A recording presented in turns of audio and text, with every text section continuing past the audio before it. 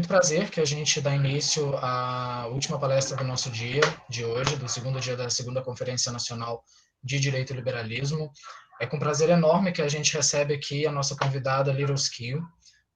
A Liros, ela é ativista da arte e cultura em Florianópolis, ela é DJ e formada em serviço social pela Universidade Federal de Santa Catarina, aqui em Florianópolis, a UFSC. Ela cursou o Conservatório de Música Pelotense e atua como DJ desde 2016, com formação pela AMEC, que é a Academia Internacional de Música Eletrônica. Porém, apesar de sua base ser a música eletrônica, ela também trabalha com diversos estilos. Ela ganhou o prêmio The Best of 2016 pela 13 e pela Blues Velvet, aqui em Florianópolis, na categoria de DJ Revelação, e atualmente ela é a organizadora do Pop Gate Floripa, do Transforma, que é o maior festival de filmes LGBTs da região sul do Brasil, e da Parada da Diversidade de Florianópolis. Ela também atua nos movimentos sociais desde 2004 como assistente social e voluntária na ADE, que é a Associação em Defesa dos Direitos Humanos, também com atuação aqui em Florianópolis e região, desde 2010 também. Instituição, no caso a ADE, é uma instituição que acolhe pessoas LGBTs, vítimas de violência, oferecendo tratamento psicológico, social e jurídico desde 1993. Em 2014, ela tornou-se coordenadora geral da instituição, bem como coordenadora setorial LGBT da União Catarinense dos Estudantes. Também é coordenadora geral da ASOPRA, Associação Cultural de Jogos Eletrônicos, e presidente do Fórum Diversidade da Grande Florianópolis, em 2016, que reúne mais de 25 instituições filiadas, incluindo a OAB, Seccional de Santa Catarina, a UFSC, a UDESC, Universidade do Estado de Santa Catarina, dentre outras. Ela também faz parte do Conselho Municipal LGBT, onde exerceu todos os cargos voluntariamente nas esferas municipal, estadual e federal. Ela também é fundadora da instituição Desdobrando Arte Ateliê e do Núcleo de Estudos NETRANS, Núcleo de Estudos e Pesquisas das Travestilidades e Transsexualidades da Universidade Federal de Santa Catarina. Ela atua no enfrentamento aos preconceitos, acolhendo pessoas LGBTs através da ADE, com os projetos Serviço Violetas, onde são acolhidas mulheres vítimas de violência sexual, Força Tarefa, que agiliza de forma gratuita o processo de troca de nome e sexo em todos os documentos da população de mulheres travestis e pessoas transexuais, Economia Solidária, que prioriza a participação de LGBTs em situação de vulnerabilidade social e econômica, confeccionando bottoms, camisetas, bandeiras LGBTs e trans, e o dinheiro desse projeto é revertido na manutenção dos trabalhos da instituição ADE e repassado para os LGBTs que atuam no projeto também. Em 2012, ela recebeu o reconhecimento Anitta Garibaldi como uma das 15 mulheres ativistas mais influentes do estado de Santa Catarina.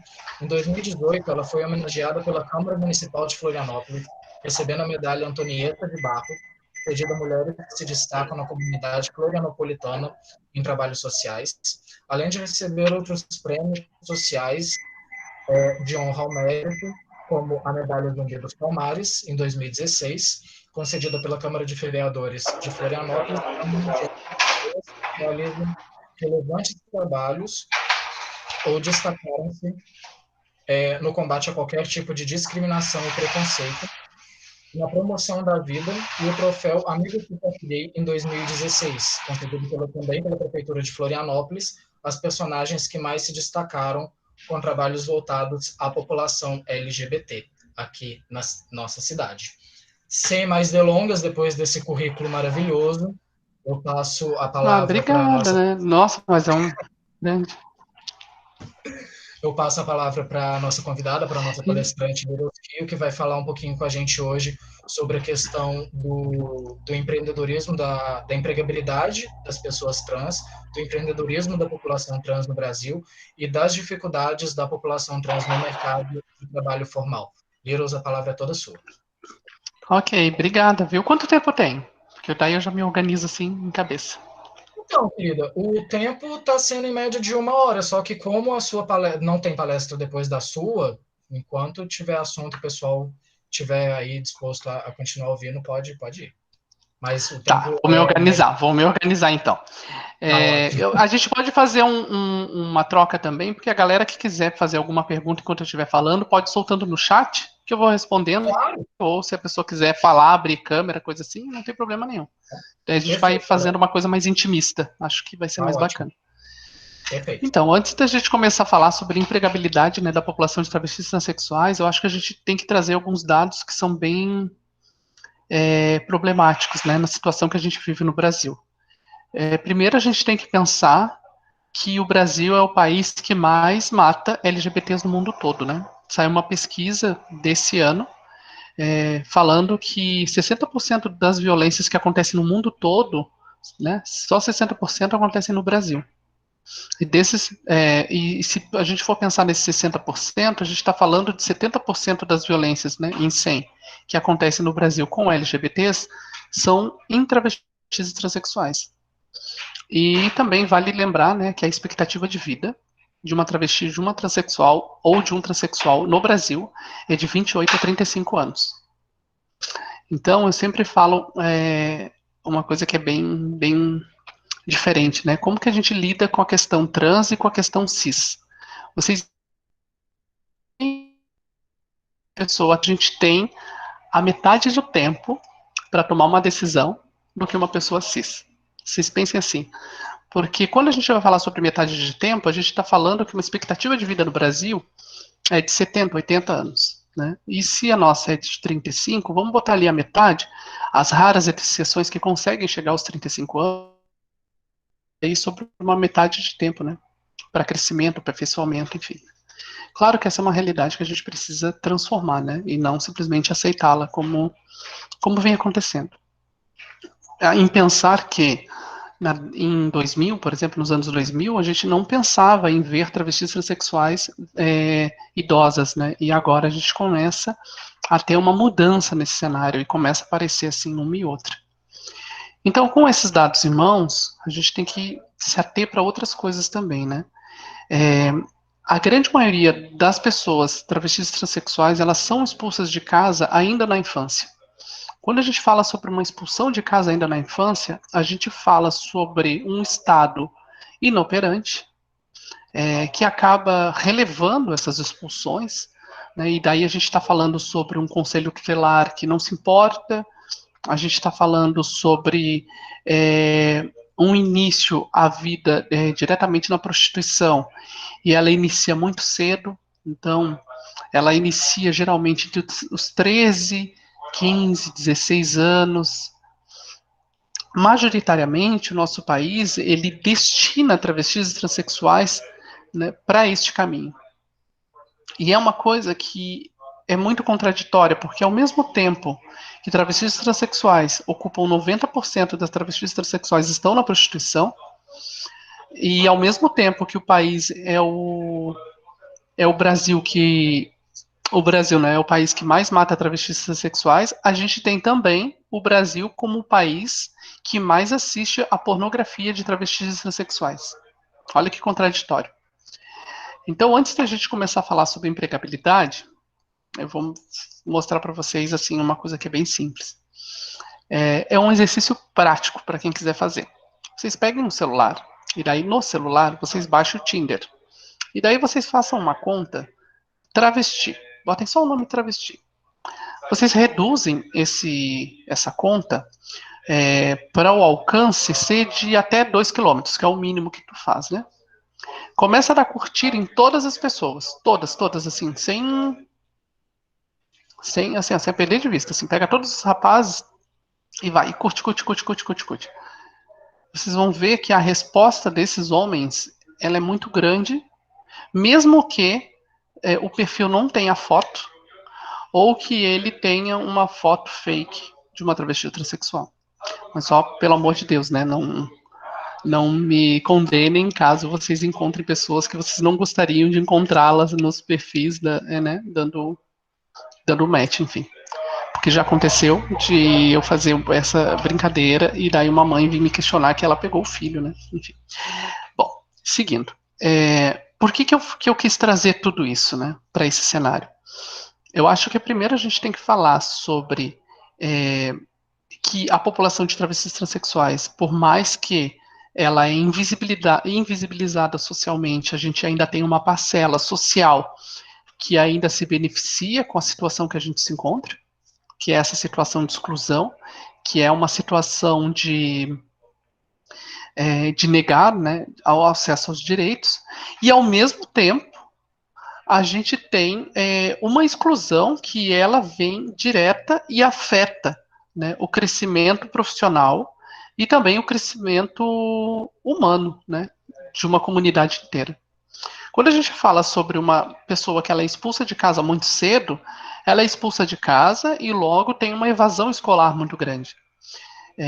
E as evasões escolares, elas são por motivos bem banais, assim. Não quererem que a pessoa utilize o banheiro, não querer, por exemplo, não querer chamar a pessoa pelo nome social, enfim, né? E o que você acaba tornando numa comunidade, né? Você acaba retirando o sonho mais clássico que toda criança tem quando criança, que quando se pergunta assim, o que você quer ser quando crescer? Quando a gente fala também sobre travestis transexuais, a gente está falando sobre uma parcela de uma população que ela não só tem que se aceitar, porque existem momentos, fases, né? A grande maioria das travestis transexuais se identifica como sendo, a princípio, homossexual. Então, por exemplo, no meu caso, achava que era gay, aí depois acaba vendo que não é gay, que essa palavra ainda é estranha, né? Só que ela não tem uma transformação como muito, ou uma libertação, como acontece com lésbicas, bissexuais e gays. Porque, na verdade, você acaba enterrando uma pessoa para que você nasça. Né? Não é uma transformação, é uma morte. Você acaba enterrando uma pessoa que ela tinha um histórico, que ela era conhecida por N pessoas, nas quais os seus pais tinham um tratamento afetivo, e daí, de repente, você implode, né? Você explode essa pessoa e você se nasce diferente, né? E daí entra outras questões. E quando isso acontece, você pega uma pessoa que ela não teve direito à escola, não teve direito ao trabalho, porque o mercado de trabalho e também os seus direitos às cidades começam a ser cortados. São pessoas que você acaba não vendo circulando pelo centro de Florianópolis, por exemplo. São pessoas. Agora tem, né? Mas assim, não se tem, não é uma coisa comum de se ver, né? Geralmente as meninas, aí eu vou fazer um recorte das mulheres travestis transexuais, que são as que estão na maioria na prostituição. Geralmente elas são as que saem na rua, elas têm o que a gente costuma chamar de passabilidade cis, e daí vai entrar uma outra questão. A gente vai pegar todas as informações, que é muita, que eu sei que é muita coisa, a gente vai deixar num ladinho. E daí a gente vai falar sobre identidade de gênero e orientação sexual. Orientação sexual é a pessoa a qual você se atrai sexualmente. Então, por exemplo, uma travesti pode se envolver com homens, com mulheres, com homens e mulheres, né? Ela pode ser heterossexual, homossexual, ela pode pegar, inclusive, a identidade lésbica, uma travesti lésbica, né? Enfim, e aí se cria a questão que é a orientação sexual, né? Que é a afetividade, né? É com quem você se relaciona num quarto, numa cama. Aí, quando você vai falar sobre identidade de gênero, que essa é a parte mais atenuante, você está falando sobre pessoas que não se identificaram com os papéis de gênero que foram embutidos anterior ao seu nascimento. E daí, quando a gente vai falar de papéis de gênero, a gente está falando sobre uma pessoa a qual um médico disse que ela tem um pênis e que a partir daquele órgão sexual ela teria uma vida toda moldada a ser um menino. E daí, quando a gente fala sobre a identidade de gênero, né, e os papéis de gênero, a gente está falando sobre uma designação que ela é feita anterior ao nascimento, e isso acontece anterior ao nascimento porque quando a mãe sabe que a filha, que a criança tem uma vagina, logo vai ser uma menina, ela já pinta o quarto de rosa, ela já compra boneca, né, ela já estrutura todo uma vida para o cuidado, né, porque geralmente as mulheres são levadas para o cuidado e para o trabalho. Vai aprender a embalar a criança, a varrer, vai aprender a brincar de casinha, a cuidar do marido, enfim, né? E já os meninos não, geralmente os meninos têm as brincadeiras mais incríveis, né? Sejam aqueles robôs, enfim, que fazem um monte de coisa, os bonequinhos que lutam, enfim, né? São mais aventureiros. E esses papéis de gênero, eles afetam diretamente a vida das pessoas. Por quê? Porque daí a gente vai falar sobre 2 outros pontos, que são a socialização. Pessoas com pênis, não necessariamente homens, são socializados de uma maneira diferente de pessoas com vagina, que são socializadas por um outro viés. E é aí que a gente vai falar sobre a divisão de gênero nas profissões. Por exemplo, quando a gente fala assim, mas no serviço social, vou falar aqui da minha, né? No serviço social só tem mulher. Sim, óbvio, só tem mulher porque somos, né? Mulheres são socializadas para serem a cuidadora, aquela que, né, que acolhe, a que faz o amparo social, a que está na igreja, que entrega a cesta básica, né? Então a gente tem esse olhar. Da mesma forma que algumas profissões, por exemplo, engenharia mecatrônica, que ela é majoritariamente, né, uma profissão masculina. E essa profissão masculina, ela faz com que pessoas que têm um pênis, elas estejam ali dentro. Mas por que isso envolve, né? Será que a gente reduz a nossa inteligência a um órgão sexual? Será que é o nosso órgão sexual que dá esse tom às coisas? Será que é o fato de uma pessoa ter uma vagina que ela gosta de rosa e que ela gosta de cozinhar e ela gosta de varrer e gosta de limpar a casa e que ela quer ser professora? Pode ser uma enfermeira? Será que é isso? Ou será que é a construção social que nos é imposto, e isso é imposto anterior ao nascimento, porque quando a gente nasce, já nasce num cenário que a pessoa que tem vagina já nasce num cenário rosa, já olha para o lado, tem uma boneca, tem um ursinho, tem as roupinhas de cor clara, enfim. Né? Então, aí a gente começa toda uma socialização. E a partir dessa socialização, entra a questão profissional, e aí é onde que eu quero chegar. Quando a gente vai falar sobre a questão profissional, sobre inserir e sobre os papéis de gênero, a gente começa a perceber que ao longo do tempo vem havido uma mudança muito grande na questão profissional, inclusive das escolhas em que mulheres começam a se inserir em profissões que são ditas mais masculinas, né? E da mesma forma que homens começam a se inserir em profissões que eram ditas mais femininas. E isso não tem problema algum, pelo contrário. Mas qual é a problemática disso tudo?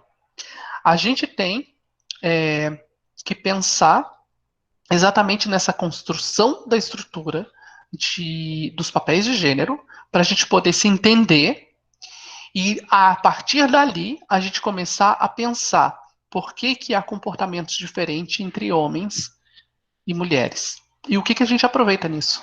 O que você aproveita nisso dentro de uma empresa, por exemplo? Como que você pode aproveitar, porque já estão dados esses papéis de gênero, né? Socialmente hoje, se a gente fosse fazer uma transformação social, se a gente fosse pensar em algo, seria para daqui uns 20, 30, 50 anos para mais, né? Então a gente não teria um tempo. Mas a gente tem que se apropriar desse momento agora, o que a gente tem agora, e começar a trabalhar isso, né? Então, geralmente mulheres costumam ser ensinadas a serem rivais, logo são mais competitivas. E isso acontece em diversas profissões, né? Principalmente nas profissões que dão que tem um certo glamour. Vamos falar lá sobre cantoras, sobre modelos, sobre atrizes. E isso também afeta as meninas travestis transexuais que são profissionais do sexo, porque há essa concorrência. Só que a diferença delas é que elas enxergam a empresa delas sendo o corpo delas. Então elas investem no corpo. E investir no corpo é fazer uma cirurgia, fazer o nariz, botar silicone, né? Muitas acabam investindo, infelizmente, na questão do silicone industrial. Tem uma técnica que era muito utilizada nos anos 50, que é o rebite. Não sei se vocês já ouviram falar. Geralmente as atrizes hollywoodianas, né, elas arrancavam 6 dentes, tanto de cima quanto de baixo, para que acentuassem as bochechas. E isso era feito logo em seguida, depois dos 18 anos. O siso apontava, se tirava, já aproveitava e já tirava, né? E isso criava, né, várias complicações na saúde, né, ao longo do tempo. Enfim, ok. Estamos falando sobre papéis de gênero. Agora a gente entende que há, né, ou quem não entende pode comentar também, que há uma diferença, né, entre homens e mulheres por conta de uma construção social e não por uma questão biológica, que não é a biologia que vai determinar que as pessoas gostam de azul ou gostam de rosa, ou jogam futebol ou preferem vôlei, enfim. Agora, no mercado de trabalho, a gente está falando sobre uma população travestis e transexuais que ela não entra no mercado de trabalho, mas ela tem muita gana para conseguir acessar esse mercado de trabalho de uma maneira diferenciada. E é isso que a gente deveria se ater no momento. Vou explicar. Em 2014, a gente teve uma busca muito grande de profissionais, né, de travestis transexuais que queriam entrar no mercado de trabalho formal. Vocês imaginam, né, que são pessoas que muitas das vezes nem contribuem com a previdência, que não têm essa ideia de como que podem estar assegurando uma velhice, até porque, se a gente for pensar que as meninas começaram a envelhecer agora, nesses últimos anos, então não havia o porquê de se preocupar com isso, né? Com essa questão de aposentadoria. São pessoas também que não formam família. A grande maioria das meninas acabam ficando entre elas, sozinha, não constroem uma casa, elas acabam morando, muitas das vezes, com cafetinas, enfim, né? O que é ser uma travesti, uma transexual profissional do sexo em Florianópolis, por exemplo? Florianópolis, a gente tem hoje 4 cafetinas. Nessas casas das cafetinas deve ter em torno de umas 30 meninas. Essas meninas elas têm que pagar para a cafetina 150 por dia de trabalho, né, de coisa feita. E vocês pensem que no total, se você 150 por dia se elas estiverem na rua, 300 pilas se elas estiverem morando com a cafetina. Ou seja, elas costumam morar 30 numa casa, sem conforto, não é um casarão, biliches, armários, um banheiro, 2 banheiros, muitas dormem no chão, pagando 3 mil reais, que daria para elas alugarem uma kitnet, uma coisa, né, melhor para poderem, enfim, estruturar sua vida. Só que, se elas não estão inseridas nesse molde, por exemplo, elas não conseguem acessar a rua. E quando elas acabam querendo acessar a rua, elas acabam sofrendo violências se elas não estiverem ligadas a uma cafetina. Enfim, esse é o cenário. O que eu fiz enquanto instituição, né? A gente se organizou e a gente resolveu não tentar bater de frente com as cafetinas de Florianópolis, porque a gente percebeu que não teria como fazer isso. Até porque as meninas que batem de frente acabam vindo a falecer, né? Esse ano, por exemplo, no início, antes da pandemia, inclusive eu enterrei 2 amigas que elas haviam confrontado algumas cafetinas e elas morreram em inglês, não sei se ficaram sabendo, podem procurar a matéria por aí. Elas foram esfaqueadas, né, com facão, mortas com facão as 2. E então, a gente, enquanto instituição, a gente pensou no seguinte: vamos tentar segurar as novas para que elas não entrem, né, para a prostituição, se já que não era o desejo de algumas. Tem meninas que são extremamente decididas, que você fala com elas, não, eu quero ser profissional de sexo. Aí, beleza, ok. Mas tem as que não queriam. Mas elas precisam de uma parte, né? Elas precisam de uma proteção para conseguirem acessar a escola, porque a escola muitas das vezes vai criar um fluxo para tentar não fazer com que ela permaneça dentro de sala de aula. Isso, inclusive, aconteceu comigo dentro da universidade. Então, vocês pensem assim, ó, eu estou falando do serviço social, estou falando da UFSC, estou falando de professores que eram assistentes sociais e que alguns se posicionavam contra não me quererem dentro de sala de aula pela minha condição.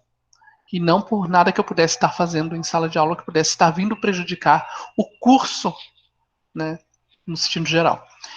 Então, a gente aconselha essa população a permanecer em casa o máximo que puder. Inclusive, a gente fala sobre retardar a transição, porque muitas das vezes é no início da transição que elas são expulsas de casa, elas e eles, né? Homens trans e mulheres trans são expulsos de casa. Então, a gente segura um pouco isso e depois a gente tenta, né, já inserir, né, para que recupere. Quem já saiu da escola muito cedo, a gente tenta fazer um caminho. Tem a Luciana de Freitas, que ela tem um pré-vestibular muito incrível, né? Que funciona aqui no centro, e a gente consegue fazer um direcionamento, assim, para ver se a gente consegue colocar. E a gente tem que pensar também que é uma população que muitas vezes não teve esse acesso não terminou os estudos, né? Não terminou nem o primeiro grau. Então a gente encaminha também, né? Para que possa estar estudando. Só que daí a gente tem as dificuldades que são a maior é a permanência em sala de aula, é um local onde elas possam morar e a questão da renda. Porque como você não tem um trabalho formal, se você não tiver amparado por alguém que tenha dinheiro, tipo os pais que possam estar dando esse né, aporte, acaba sendo que lhe resta trabalhar com um profissional de sexo. E daí trabalhar com um profissional de sexo leva diretamente, né, às cafetinas, que vão impedir todo o crescimento, que não vão querer que elas estudem, que vão regular os horários de entrada e saída na casa, que vão regular as amizades, enfim, né, todas essas questões. Então, quando a gente vai pensar sobre tudo isso, toda essa estrutura, a gente fala sobre. A primeira coisa que fizemos enquanto instituição foi um curso pré-vestibular em 2013. E nesse curso pré-vestibular, que era totalmente gratuito, voltado para as meninas, a gente conseguiu. Eu já leio aqui vocês. A gente conseguiu fazer 15 pessoas entraram na UFSC e na UDESC. 15 travestis transexuais entraram. Foi o ano, 2014 ali, era o auge da UFSC com travestis transexuais. Era onde a gente mais tinha. Só que, infelizmente, né, por falta de a parte de proteção da própria universidade, muitas meninas acabaram saindo fora, né? Como é a ação com as cafetinas, para evitar os confrontos? Olha, vou te falar. Eu tenho um sonho muito grande de construir uma casa de acolhimento. Uma casa de acolhimento, uma casa-lar, que é baseada nos estudos da Cyndi Lauper, a cantora, né? Rainbow, né? Enfim. Ela tem uma casa de acolhimento que se chama True Colors. A casa de acolhimento dela é uma casa-lar, ou seja, as pessoas elas fazem com que a casa funcione. Então, claro que ela tem grana, diferente de mim, eu não tenho esse dinheiro. Então, ela mantém a casa e as pessoas moram nessa casa o nível de necessidade que tiver. Então, por exemplo, estão morando 10 pessoas, essas 10 pessoas que moram, elas cuidam da limpeza, elas cuidam da comida, elas se organizam, enfim, né? E elas podem morar ali até no momento que elas se sentirem necessárias, né? Já o projeto que eu tenho de casa de acolhimento, ele é um pouco diferente. Ele entra nessa mesma questão, só que eu quero embutir um projeto de economia solidária junto, né? E também que esse projeto de economia solidária ele consiga dar o sustento para casa, né? Que as pessoas possam morar, estudar, trabalhar, né? Ou então trabalhar no projeto de economia solidária dentro da própria casa. Então a gente 2012 a gente pensou nesse exercício, 2014 começou o projeto de força-tarefa. Como que é esse projeto de força-tarefa? Por que eu levantei esse negócio da casa? Porque quando eu fui apresentar a casa em Florianópolis, eu fiz um café para falar sobre a casa de acolhimento. Isso foi na ADE, né, no espaço que a gente tinha no centro, que o Estado nos tirou, infelizmente. E lá no centro eu convidei inclusive as cafetinas para estarem presentes. E é muito louco, assim, porque elas não queriam saber. A gente estava em torno de umas 50, 60 pessoas. E eu estava apresentando o projeto. E daí uma que, inclusive, já é morta, que ela foi assassinada, ela pegou e falou assim, mas eu vou decidir quem entra e quem sai da sua casa de acolhimento. O afronte, né? Eu olhei assim, bem sério para ela, né? E ali a gente percebe como que funciona essa questão da intimidação, né? Ah, porque você vai ter que tomar muito cuidado se você quiser ter uma casa. Você vai ter uma casa de cafetina para competir, de prostituição para competir com a gente. É isso que elas estavam pensando. E, e, e essas. Então, vamos voltar, né? Em 2014, tinha muita gente com passabilidade cis. O que é passabilidade cis? Passabilidade cis é uma pessoa que é trans e que você olha na rua. Tipo, você tá atravessando a rua de boas e você olha e você não percebe que ele é trans. Que você tem que conversar muito tempo com ela, olhar para a cara dela e você dizer assim, olha, mas você tem aí um, olha, mas não dá para perceber, nem parece que tu é mulher, enfim. Então, o que que se faz? É, as pessoas com passabilidade cis, uma ideia que eu tive foi, se elas estão chegando até as empresas não estão contratando por causa que o nome, essa era a desculpa, tá? Que o nome não batia com a fisionomia. E que daí elas não poderiam ser contratadas. Era uma questão, então, documental, burocrática, que não fazia sentido algum. Para mim, pelo menos, não fazia. Então, a gente fez essa força-tarefa, foi uma força-tarefa gigantesca, e essa força-tarefa, ela conseguiu dar os documentos. Só que daí o que aconteceu? As americanas contratou, algumas pessoas, mas elas se sentiram enganadas, sabe assim? Foi muito louco. E então, no momento que elas descobriram que as pessoas que elas iam descobrindo que as pessoas eram trans, elas iam demitindo, sabe assim?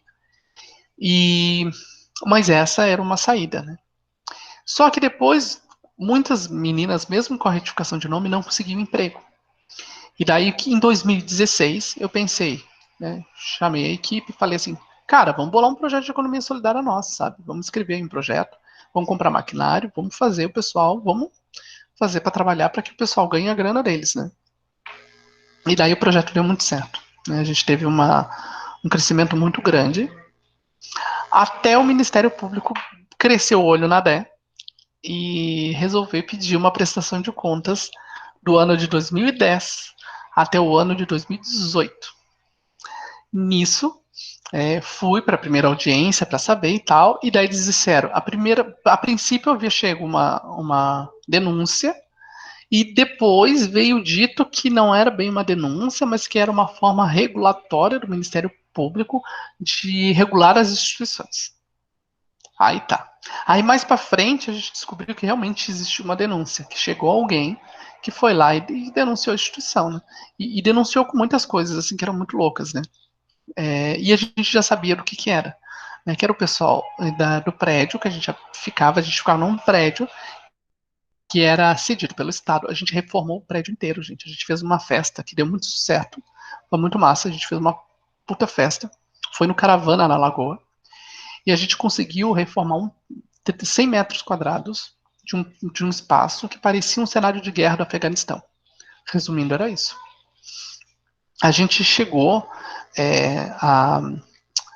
a levantar aqueles tacos antigos de madeira, grossos, que já não se tinha mais. A gente foi nos brechó, fomos atrás, juntamos, fizemos. Foi uma coisa assim, botamos a janela, não tinha janela. Os prédios estavam destruídos. Aliás, é um prédio, que é o edifício House, né, que fica na frente da Estúdio Z, lá na Trajano, perto do Bob's, aquele prédio condenado. E olha que loucura, ele é condenado pelos bombeiros, mas os bombeiros têm a sala deles que condena os prédios no mesmo prédio que condenou o prédio no qual eles estavam. Tipo, assim. Bom, então, começou um burburinho, as pessoas não queriam, né? Tinha a sala que nos deram, era do lado do pessoal do exército. E do lado também tinha o pessoal que eram os ostomizados, né? Que é o pessoal que usa aquelas bolsinhas, né? Quando faz cirurgia, enfim. E uma coisa que foi muito louca, a gente estava dentro do prédio da DEA, a gente estava limpando as coisas, e daí um dos sargentos, né, ex-sargentos, enfim, Ele chegou no corredor e ele disse assim: eu jamais vou botar a minha sala aqui do lado desses traveco e desses velhos fedendo a merda. E eu assim. Ele falou para nós, tipo, porque ele falou muito alto, né? Ele queria que a gente ouvisse. E daí, desde lá, a gente teve muita complicação com eles, né? E eles não gostavam do fluxo que a gente tinha. Por quê? Porque a gente atendia, nos últimos anos, de 2018 para cá, a gente estava atendendo em torno de 70 casos por mês. 70 casos por mês de violência, né? E violência contra LGBTs e mulheres.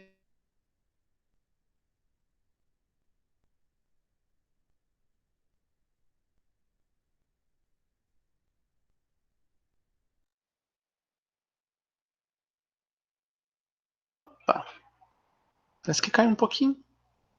Acho que está tudo bem. Desde 2016 a gente fazia um café. E daí nesse café a gente conseguiu, né, fazer um trabalho muito bacana, que era um trabalho de conseguir pegar as demandas, trazer a população e fazer as pessoas conhecerem esse espaço. Isso é muito legal, ficou muito bacana, né, todo esse exercício. Enfim. E daí, com o projeto de economia solidária, a gente conseguiu vender muita coisa, a gente confeccionou muitos produtos, né? Inclusive a bandeira que está aqui é do próprio projeto. E só que a gente teve um problema, né? Que uma das coisas do Ministério Público que ele falou para nós foi o seguinte: olha, vocês vão ter que contratar um escritório de contabilidade. E ele tem que ser um escritório, ele não pode ser uma pessoa que seja voluntária, ele tem que ser contratado. E vocês vão ter que me apresentar uma prestação de contas de 2010 a 2018. Aí o escritório nos cobrou nada mais nada menos do que R$ 8.000 de entrada, mais o percentual por mês que a gente tem que estar pagando. Só que daí o que aconteceu? A gente tinha 8.000 certinho, no caixa do projeto de economia solidária. E eu tive que chamar uma reunião, conversar com as pessoas, né, e acabei trocando, né, falando para elas o que estava acontecendo. E elas decidiram: não, você pega esse dinheiro e você investe você coloca pro contador, porque senão vai acabar perdendo a instituição, né? E vai ser pior. Enfim, fizemos todo esse processo e daí, no apagar das luzes, em 2018, 16 eu comecei a tocar, 17 eu entro para 1007, aí eu começo a fazer parte da 1007, eu faço parte da 1007 de 2017 até fechar, e em 2017 a gente começa a ter uma roda de conversa sobre travestilidade e transexualidade dentro da 1007 e sobre o melhor atendimento à comunidade LGBT na balada.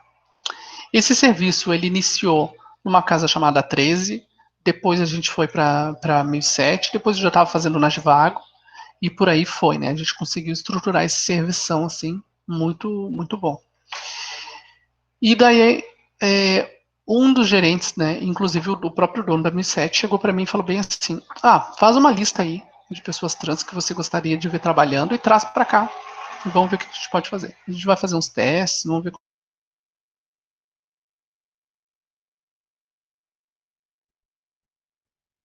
Direto. Era eu de DJ, aí tinha mais uma menina aqui, duas meninas do bar, nós tínhamos um homem trans que era mix do rolê, a gente tinha uma pessoa no caixa, enfim, mas a gente chegou a ter 8 pessoas, né? Mais até, já noites ali no verão, antes de pegar a maratona do verão, que a gente já estava com muito mais, né? E o que a gente observou isso tudo, né? Inclusive eu observo muito isso, né? Como a nossa população, ela nunca teve a chance de ter um trabalho, de poder estar trabalhando, quando ela tem essa oportunidade, ela agarra com unhas e dentes. Então, a gente se dedica. Inclusive, eu sempre falo isso, né? O que trouxe o meu sucesso profissional foi a minha família, o apoio que eu tive da minha família, o apoio que eles me deram para que eu pudesse estar estudando, para que eu pudesse ter me dedicado durante esses 20 anos para o movimento social. Então, eu tive uma participação muito forte dos meus pais durante todo esse processo, inclusive, né, depois com o passar do tempo do meu companheiro, enfim, todo Todo esse processo sempre foi muito abarcado por eles. Quando eu entrei quando comecei a tocar, era sempre o que eu dizia, né? Quando você vai entrar para fazer qualquer tipo de trabalho, tu tem que ser 3 vezes melhor do que qualquer pessoa que esteja ali. E eu sempre falo isso para as meninas trans e para os meninos. Eu digo assim, ó, você está tendo uma oportunidade. Você não pode ser mais um. Você tem que ser mais. Por quê? Porque vão te desqualificar por você ser trans.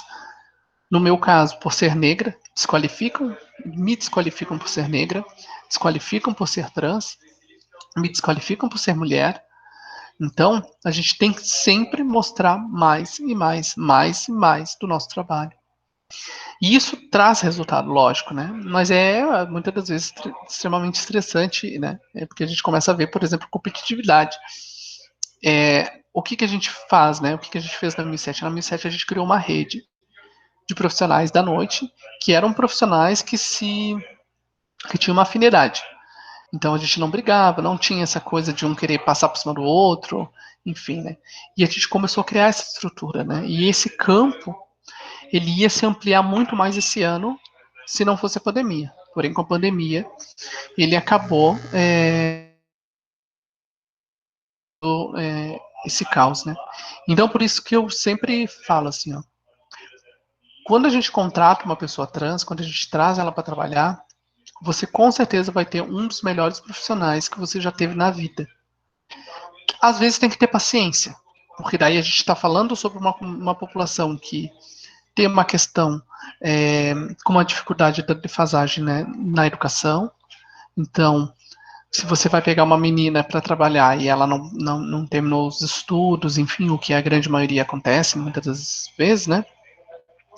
Você pode ter uma certa dinâmica diferente, mas a socialização que pessoas trans têm no meio de todas essas ações, elas facilitam muito para que você tenha dentro da empresa um olhar muito diferente, né? Por isso que eu sempre falo, eu acredito muito na paridade de gênero, né? E essa paridade, ela tem que ser extremamente é, é, eu acredito numa paridade que ela tenha um recorte de classe, um recorte de cor, um recorte de gênero, né? E que todas as pessoas possam conversar entre si. E aí sim você vai ter uma pluralidade dentro de uma empresa, e essa pluralidade, sim, ela pode trazer novas ideias, né? Novos formatos e nova forma de estruturar, né? Todo o contexto social. E isso é muito bacana, assim, porque a grande maioria das meninas que estavam conosco lá, elas acabavam,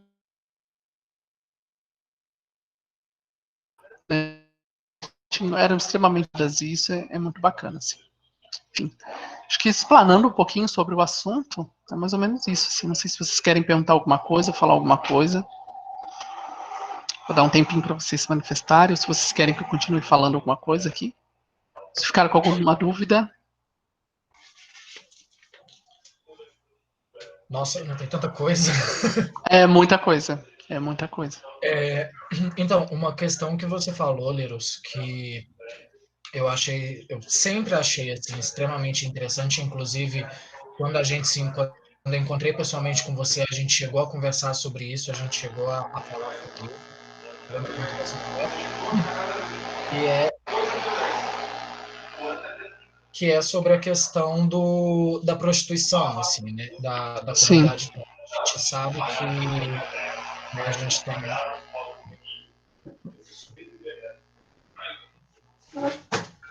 a gente sabe que a gente vive num país onde, segundo os dados, né, que a gente tem, 90% da população travesti e transexual tem na prostituição como a principal fonte de renda, né? Exato.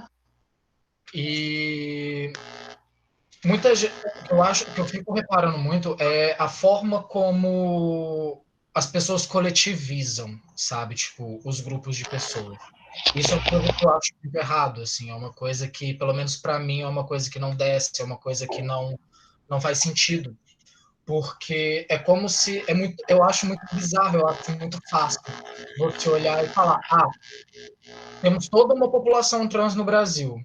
E aí 90% dessas pessoas se prostituem só porque elas querem, sabe? Tipo, porque é Uhum. legal, porque é divertido, porque acha que é bacana, porque acha que é legal sair de casa 11, 11 e meia da noite sozinha, ir pra rua, muitas vezes, porque também tem o caso das meninas que ficam, né, nas casas, com as cafetinas e tudo, conforme você falou, e tem também, eu lembro quando eu morava em Belo Horizonte, a Avenida Afonso Pena, você já deve ter ouvido Uhum. falar, né? Sim, eu conheci.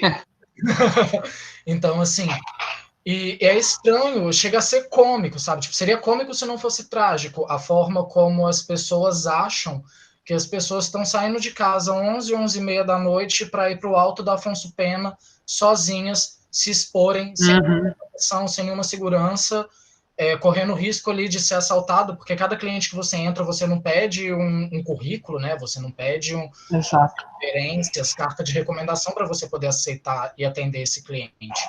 Então, e isso também se choca muito com a questão que as pessoas falam da prostituição em si como uma forma de trabalho. E aí eu não falo não apenas da população trans, mas eu falo de homens héteros cis, eu falo de mulheres héteros cis, eu falo de homens gays, eu falo de mulheres lésbicas, eu falo também de pessoas transexuais e pessoas travestis, porque assim, existem pessoas, né, e tem na prostituição uma profissão que fazem isso porque quer, só que a gente tem que entender qual é o limite entre a liberdade sexual, que é uma coisa que a gente tem que defender, que é uma coisa que a gente tem que garantir, e a obrigatoriedade de você comercializar o seu corpo, porque se você não fizer isso, você não vive. Sabe? Tipo, eu acho que é uma coisa que Sim, as exato. pessoas têm que começar a refletir mais sobre isso, que o fato de e a gente vê muito dentro de militâncias LGBT, muitos discursos nesse sentido, de questão de liberação do corpo, liberdade do corpo, o corpo é meu, eu faço o que eu quiser e tudo. Isso é verdade, mas não é pelo Uhum. isso é verdade que todas as pessoas que estão fazendo isso fazem isso porque querem, porque muitas Exato. delas não têm outra alternativa, ou é isso ou é passar fome. E a questão do nome. Eu acho que a gente tem que pensar numa estrutura se ela fosse igualitária. Por exemplo, assim, eu estou dentro de um seio familiar, eu tenho uma família que me ama, logo estou dentro da escola, vou para uma universidade, vou ter a oportunidade de fazer uma faculdade, e daí, num determinado momento, e daí eu estou falando, né? Vamos pensar numa pessoa branca, tá? Não vamos pensar numa pessoa negra, que tem classe média, né? Com boas oportunidades. E daí, naquele dia, ela resolve assim: sabe uma coisa? Vou ser profissional de sexo, entendeu? Tipo, e não é isso que acontece, entendeu? É aquela frase, Tipo, né? Vou ganhar dinheiro fazendo o que eu já faço de graça, assim, entendeu? sim. Só que não é bem essa realidade, né? Quando a gente fala Não, sobre uma população que ela é jogada, ela é marginalizada, né? E pensar sobre as meninas, o que mais me preocupa é o seguinte: a gente tem uma sociedade que mata e que deixa impune e que não traz à tona. A gente tem por dia, pelo menos, em torno de 1 a 2 casos de assassinatos de travestis sexuais no Brasil. Quantos deles são noticiados que a gente ouve saber, ou está sabendo, ou como, por exemplo, assim, ó, se eu perguntar para vocês quantas travestis transexuais morreram só aqui em Santa Catarina no ano, vocês saberiam me dizer quantas? Só em menor Florianópolis, ideia. só nos ingleses. Só nos ingleses foram 4 meninas assassinadas no início do ano. 4. Eu fiquei sabendo de Só duas só. Só nos ingleses. Então, é complicado porque são coisas que não aparecem, né? São em outros contextos. E tem uma parte que é muito triste, né? Eu, como fico como referência dessas meninas, é, a gente teve o caso de uma menina que foi morta, estrangulada por um cara da RBS, e esse foi no início do ano, né? Ele e só que eu que tive que fazer a pior parte, pegar o telefone, entrar em contato com a família, dizer o que estava acontecendo, entrar em contato com o IML, tentar,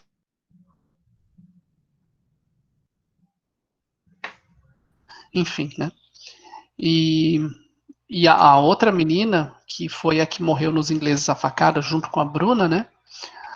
A gente que fez, a gente, junto com uma família, não tinha, para vocês terem uma ideia, não tinha pessoas suficientes para carregar o caixão. E daí meu companheiro teve que empurrar o caixão, ladeira acima. Porque a gente não tinha nem as pessoas que trabalham no próprio cemitério que poderiam fazer isso. Né? Então, a gente fala sobre uma precariedade no início, no meio e no fim.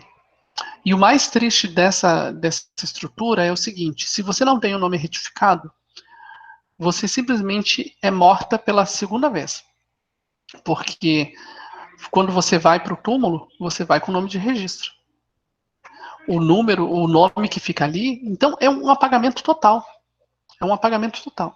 É como se eu, né, as minhas boas energias é que eu tenho a retificação, né? Agora imagina, se eu não tivesse, e se eu viesse a falecer agora, quando alguém fosse ao cemitério tecnicamente me visitar, não iria me encontrar.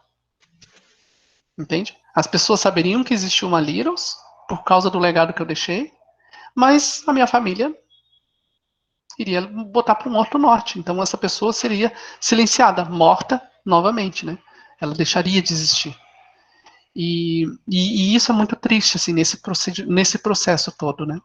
E a gente pensar que o que a gente pode fazer para melhorar a condição, né, de uma população trans que está junto com a gente, porque elas estão aqui, entende? Dessas casas das cafetinas, por exemplo, a gente deve ter em Florianópolis em torno de 150 de mulheres, de 150 a 200 meninas. Só que eu conheço. E cadê essa galera? Aonde que elas estão trabalhando? Aonde que vocês estão vendo elas? Entende? A gente está falando sobre um número muito grande. Quando a gente fazia café, às vezes, a gente conseguia, num café, a gente botava 50 para dentro da. Quando a gente fez o filme da Garota Dinamarquesa, em 2016, que foi uma discussão enorme, que tem toda a história. Eu não vou contar a história para vocês, senão vou ficar uma hora falando. Mas a gente queria levar as meninas para ir ao cinema, conhecer o cinema, né? A gente encheu duas salas de cinema de meninas travestis transexuais e pessoas trans para assistir a Garota Dinamarquesa. Entende? E aí, cadê essa galera? É muito interessante também, Leros, quando você fala da questão do Estado, tanto na parte que você falou do MP, da prestação de contas, né, mágica, que simplesmente apareceu e do nada o MP resolveu, né? Olha, gente, ela tem, sabe, tipo, até então não fazia de conta que não existia, mas aí quando começaram a fazer alguma coisa, que me leva ao próximo ponto, sabe, que é uma coisa que, inclusive, é uma crítica muito grande que eu, particularmente, sempre faço ao movimento LGBT mainstream, né, vamos chamar assim, que é como que eu via o movimento, o antigo, né, o finado movimento GLS de antigamente, e como que eu vejo o movimento hoje, assim. E que uma das nossas reivindicações que a gente sempre teve, assim, que eu lembro de novo, desde adolescente, a principal delas eram, cara, a única coisa que a gente quer do Estado é que ele pare de atrapalhar a nossa vida, sabe? Tipo, a gente não tá pedindo muita coisa, porque o resto a gente faz, sabe? Por mais que seja um pouco mais difícil, por mais que seja um pouco mais complicado, a gente consegue se juntar e a gente consegue fazer, sabe? Igual os exemplos maravilhosos que você deu aí da questão do café, da questão dos mutirões, da questão da reforma, da questão das festas, sabe? Tipo, a população LGBT, desde sempre, a gente sabe se virar, a gente soube se virar, sabe? Tipo, tanto que a gente está existindo aí ao longo de desde sempre, literalmente desde sempre. E é muito engraçado como o Estado, além dele não ajudar, dele não cumprir o papel básico que ele tem, ele preocupa com muito mais coisa que ele não deveria preocupar, e aí, quando ele tem que cumprir o papel básico dele, que é, no mínimo, garantir igualdade para as pessoas, no mínimo, garantir a cidadania, a dignidade, a igualdade de tratamento, ele não faz isso. E aí eu vou para a questão do nome também, sabe? Tipo, que é um debate que eu sempre vejo muita gente falando e muita gente fazendo, inclusive muitos críticos a isso. Eu mesmo já fui crítico com relação a essa pauta algumas vezes, não pela pauta em si, mas isso, inclusive, é uma reflexão que eu acho que, às vezes, que o movimento LGBT pode trazer para dentro de si também, que é a forma como conversar com as pessoas, como apresentar as nossas demandas, apresentar as nossas pautas para as pessoas. Porque o que a gente está interessado é no resultado. A gente tem um resultado ali que a gente almeja, a gente tem um fim ali que a gente corre atrás dele. O caminho que a gente vai percorrer é o que menos nos interessa. Então, eu lembro uma vez na faculdade, a gente estava comentando justamente sobre essa questão da retificação de nome de pessoas trans, e alguém virou e falou, mas como assim as pessoas trans terem direito de mudar o nome, sabe? Isso fere o princípio da isonomia, como assim só as pessoas trans vão ter o direito de mudar o nome e tudo.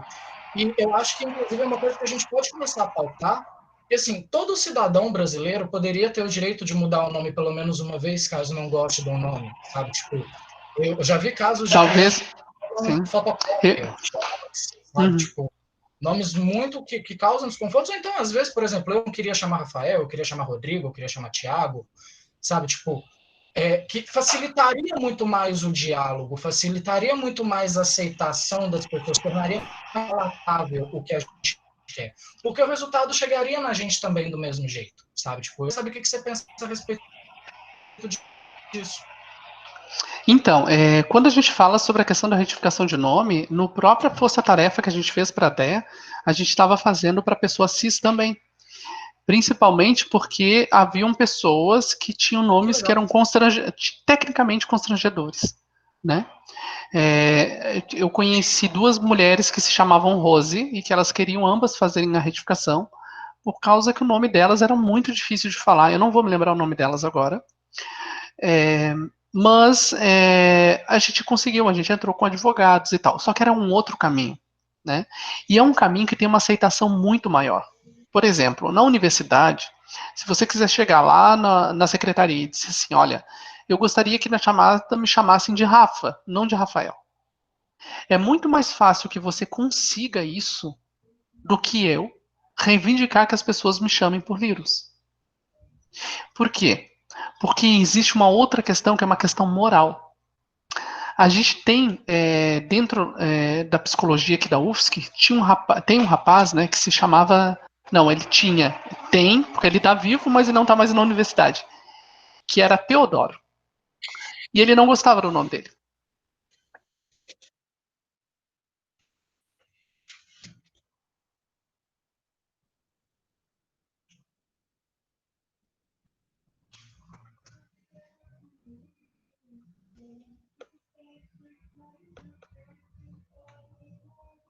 Documentação. Eu tive que mostrar que era uma pessoa trans, eu tinha que brigar tudo por isso, enquanto ele foi lá e só chegou e conversou e tava lá Telzinho na chamada, né? Então, eu acredito que a retificação de nome, ela deve acontecer sim para toda a população. Acho que é algo que isso pode muito facilitar para que outras pessoas também se identifiquem. Eu não sei, eu acho que vocês são muito novinhos, né? Mas eu vou trazer uma demanda dos anos 90. Nos anos 90, o nosso Ministério da Saúde, ele teve uma brilhante ideia, olha só, uma brilhante ideia de fazer uma propaganda de coloque a camisinha no Braulio. Aí eles lançaram uma musiquinha e tal, e uma musiquinha de carnaval, coloquem a camisinha no Braulio, a camisinha no Braulio.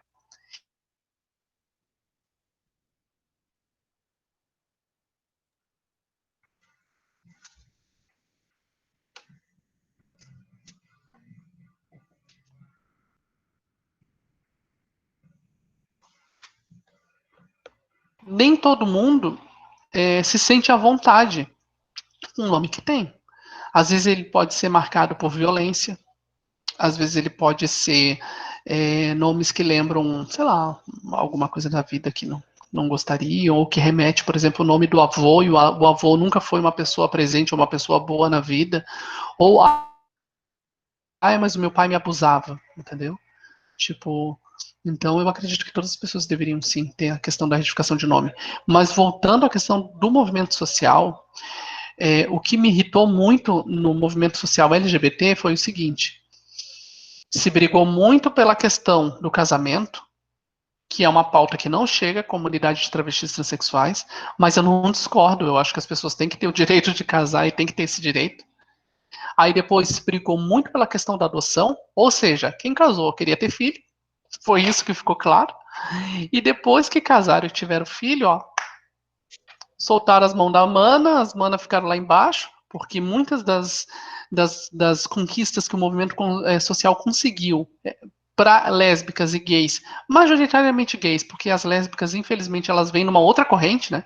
Porque as lésbicas, elas não tinham voz dentro do movimento LGBT, e elas começam a reivindicar isso em 2008, e algumas das conquistas que eram a luta de gays passaram a, por exemplo, o casamento em pessoas do mesmo sexo. As lésbicas ganhavam com isso, né? Enfim, acabavam indo junto no mesmo processo.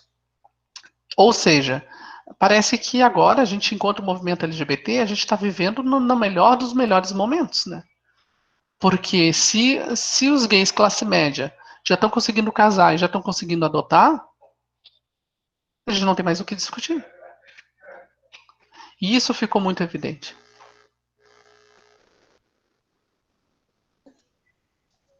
E eu sou uma crítica muito grande nisso.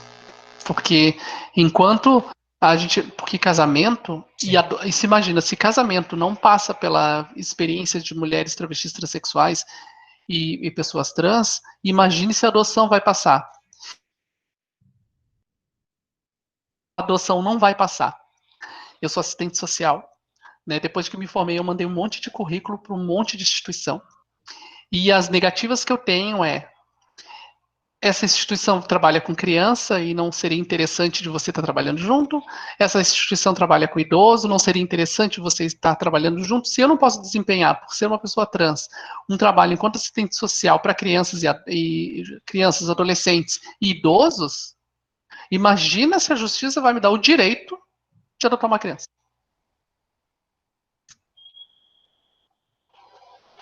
Qual é a minha crítica? A minha crítica é: tudo bem, as pessoas querem casar? De boas. As pessoas querem adotar? Perfeito. Tem. A gente tem que ter esse direito.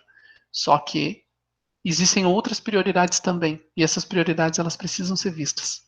E elas não podem simplesmente serem deixadas de lado. Principalmente o alto índice de criminalidade que a gente tem. A evasão escolar. São coisas... Eu, por exemplo, eu acredito muito que a educação é transformadora. E a educação me transformou. A escola me transformou. E a gente precisa de ter isso. E isso tem que ser um direito assegurado para todo mundo. Né? E a gente não pode ter um empecilho. Eu não posso deixar de poder ir numa escola, por exemplo, porque o professor não quer que eu use um banheiro, porque a direção acha que eu não devo entrar no banheiro.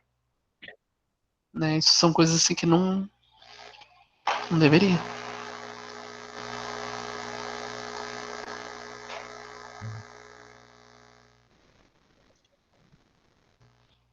Pessoal, mais alguém tem alguma colocação, alguma pergunta?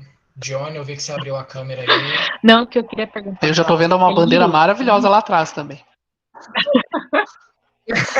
Liras, Meu isso. quarto, bandeira, tem várias coisas. Maravilhoso. Tem outra minha bandeira aqui, ó. Ai, tem que muitos. linda. Amei. Eu queria te perguntar, assim, sobre a sua visão em relação a dois papéis, né? Tanto do Estado quanto da sociedade civil junto com as empresas, né?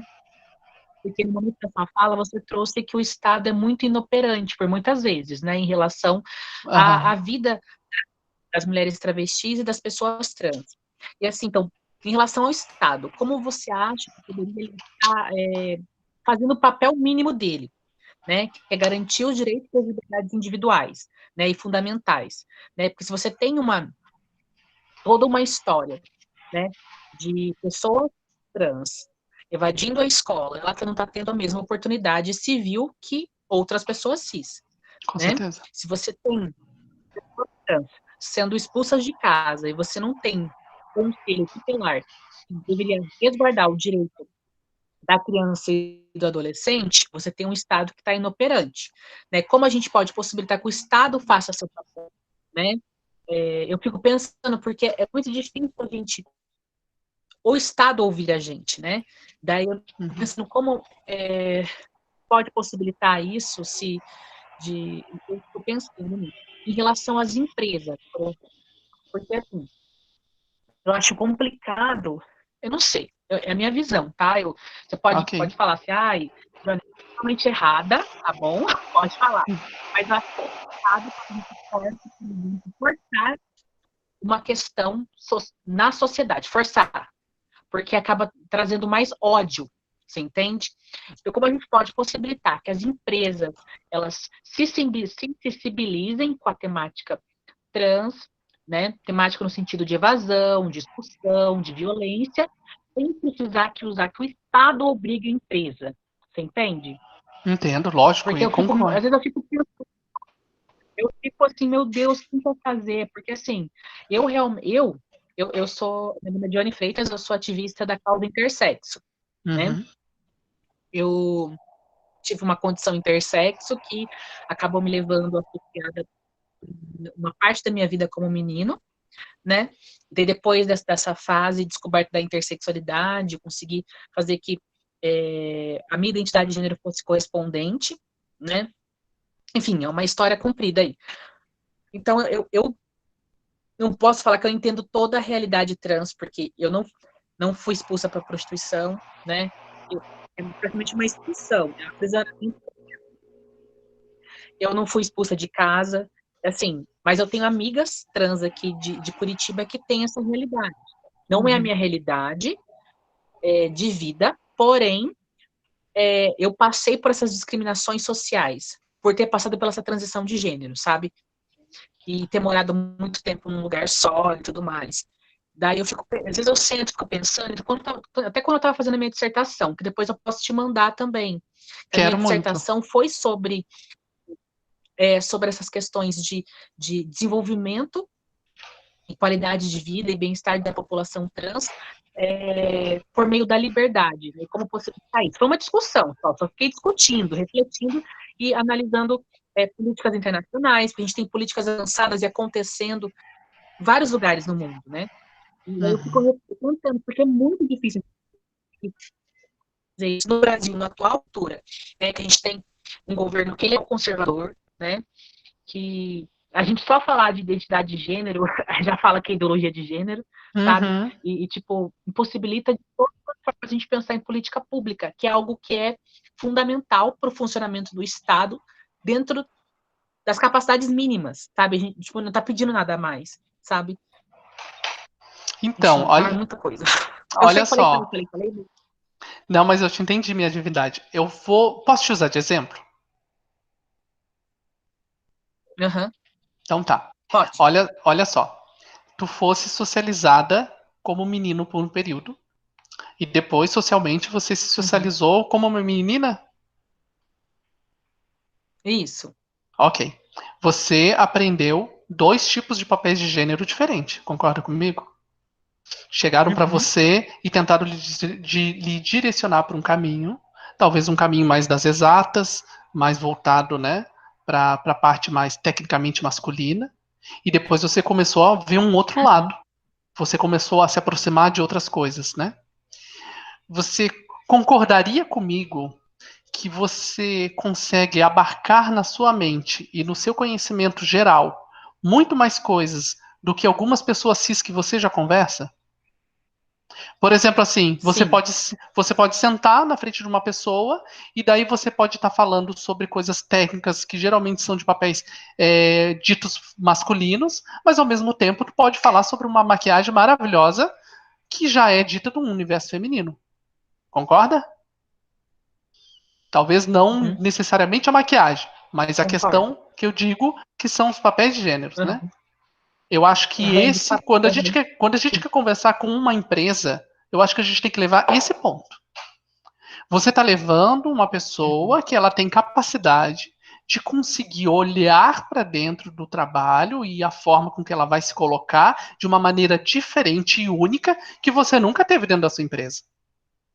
Se você, num determinado espaço, você necessita de uma pessoa que faça um controle de uma coisa X e que a outra tem uma harmonia, que geralmente, vamos pensar num RH, que geralmente tem um cara lá burocrático e tem a mina da psicologia que faz as entrevistas, né?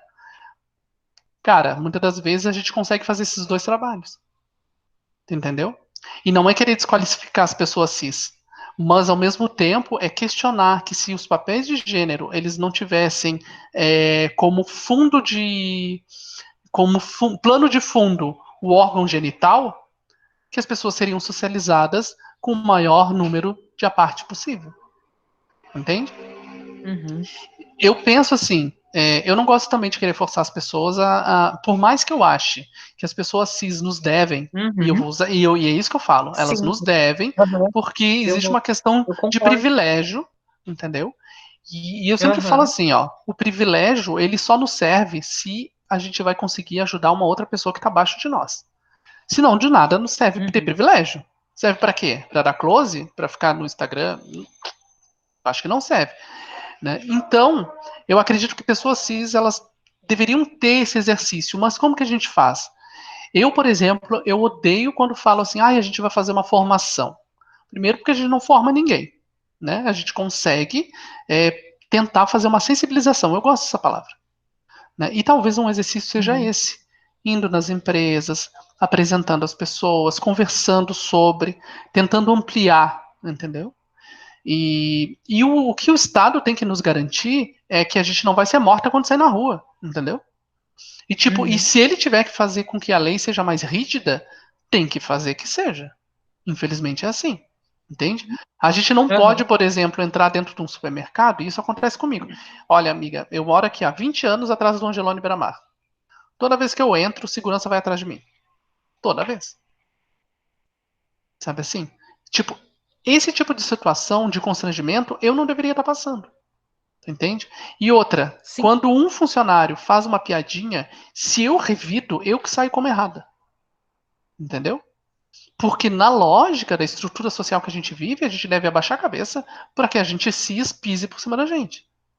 E a gente não pode deixar com que isso aconteça. Né? Então, assim, eu acredito que as leis elas devem ser mais rígidas, assim. Não adianta a gente querer cagar mais lei também. Tá? Desculpa até a expressão. Porque não adianta. A gente tem que fazer valer aquilo que já se tem. Se a gente conseguir garantir aquilo que já se tem. Mais rígidas, né? Exatamente. E daí, com as empresas, eu acho que assim, ó, esse trabalho que foi feito aqui na 1007, a gente fez na 1007, a gente fez. Tem uma lojinha de chineses aqui no centro, que é que nem aquelas lojinhas que tem agora em São Paulo, não sei se em Curitiba tem, porque faz tempo que eu não vou a Curitiba. Mas é aquelas lojinhas assim que tem de tudo. Tem maquiagem, tem não sei o que, tal. Enfim, a gente conseguiu fazer um exercício conversando com um cara, com um proprietário, de contratar uma menina trans e de repente já tinha duas. Sabe assim? Eu acho que é isso, sabe? É fazer uma apresentação. Não é uma transformação que a gente vai fazer, entende? A gente não vai conseguir da noite para o dia. Precisa ser um exercício que comece na base fundamental da escola, entende? Por exemplo, se eu, quando criança, tivesse tido uma pessoa trans dentro da escola, minha vida teria sido totalmente diferente. Sabe? Eu não teria me sentido uma pessoa perdida no mundo. Eu não teria me sentido uma alienígena. Sabe? Eu teria tido contato com outras pessoas. E se a nossa condição não fosse ridicularizada, e daí eu falo da minha enquanto uma mulher trans, né? Se ela não fosse ridicularizada, eu não teria vergonha de ter me aceitado, me assumido. Tu entende? Mas uma coisa que eu acredito que aconteceu contigo, já te usando de exemplo de novo, me desculpa, qualquer coisa pode me barrar caso se sinta, né? Não goste, mas é que tu consegue perceber a potência que você tem hoje e que precisou você se assumir, se aceitar, para que você conseguisse colocar tudo isso para fora? Tu consegue entender isso? Que um período da tua vida ali, porque isso é o comum de todas nós, né?